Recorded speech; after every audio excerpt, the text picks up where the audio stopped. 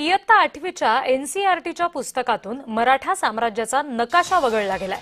नकाशा वगळल्यामुळे मुधोजीराजे भोसलेंनी नाराजी व्यक्त केली आहे। पंतप्रधान नरेंद्र मोदी यांना त्यांनी तसं पत्र पाठवलंय।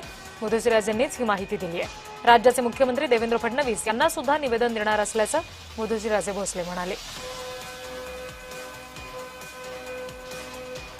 महाराष्ट्राच्या अस्मितेचा प्रश्न असल्याने राज्य सरकारने ठोस भूमिका घेऊन केंद्राकडे आक्रमक पाठपुरावा करावा अशी मागणी सुद्धा मुधोजीराजे भोसले यांनी केलेली आहे आणि त्यांच्यासोबत आमचे प्रतिनिधी तेजस मोहतुरे यांनी संवाद साधलाय। आपण ऐकूया। श्रीमंत राजे मुधोजी भोसले आहेत, तेजस आपण संवाद साधूया। काय सांगाल, एकूणच जर बघितले असेल अटक कटक असलेला मराठा साम्राज्य जो मराठी अस्मितेच्या एका अर्थानं गंध देतो असा इतिहास एका अर्थानं कुठेतरी यावर गदा आणत आहे, कसं बघताय याकडे आपण?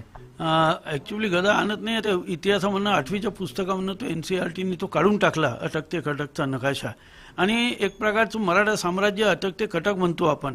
तर मला एक समजत नाही की त्यांच्यापाशी असा कोणताच एवढा नकाशा नव्हता। राजघराण्याने काही तिथले पॉलिटिकल लोकांच्या दबावाखाली एनसीईआरटी काढलेलं आहे असं आम्हाला वाटते। कारण की त्यांचं म्हणणं आहे की इकडे मराठी कधी आलेच नाही। पण मला एक सांगा की अटक ते कटकच्या मध्ये जेव्हा राजस्थान लागते, भाग लागतो राजस्थानचे, जर त्यावेळेस काही फ्लाईट नव्हती की त्यावेळेस उडून गेले आणि इकडचे बॉम्ब टाकले आणि आले, ते हे एकदम चुकीचं त्या लोकांचं म्हणणं। ते अननॉलेजेबल लोक आहेत आणि एक तर आहे त्यांनी मुघलाचं आधिपत्य पहिले स्वीकारून चुकलं होतं। मराठ्यांवर का त्यांचं हे आहे? मराठामध्ये तिथले आम्ही आहे, राजस्थानवरून आलेले, आमचा ते विरोध करतात। मुघलाचं आधिपत्य ते समजलं।